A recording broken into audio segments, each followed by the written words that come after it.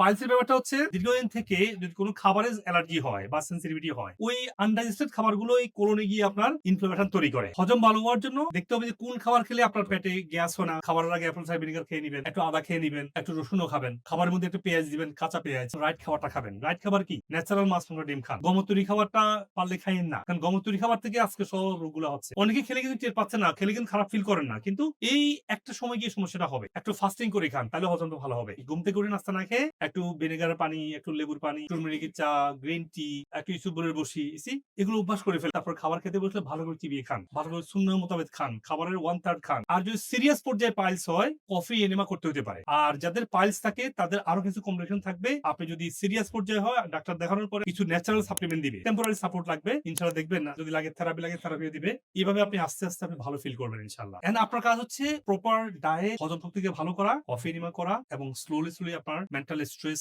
দূর করা, এক্সারসাইজ করা। আর সবচেয়ে ভালো হয় আপনার ডাক্তারের সাথে বসেন, আপনাকে সুন্দর একটা রোড ম্যাপ দিবে। ট্রিটমেন্ট হতে হবে একটা ডাক্তার পেশেন্টের কনস্ট্যান্ট ওয়ার্কিং। ডাক্তার আপনাকে একটা রোড ম্যাপ দিবে, প্ল্যান দিবে। আস্তে আস্তে ডায়েটে অভ্যস্ত হবেন, তারপরে গিয়ে এসে কিছু সাপ্লিমেন্ট আপনাকে হেল্প করবে, তারপরে গিয়ে আপনি মেনটেনেন্স করতে হবে। এইভাবে এইসব পাইলস সমস্যাগুলো স্লোলি এই গাইডলাইন নিয়ে আপনি এখান থেকে ভালো হতে পারেন ইনশাআল্লাহ। এই গুরুত্বপূর্ণ ভিডিওটি আপনারা শেয়ার করবেন, যাতে করে আপনার আত্মীয় স্বজন এবং পরিচিতজন উপকৃত হতে পারে।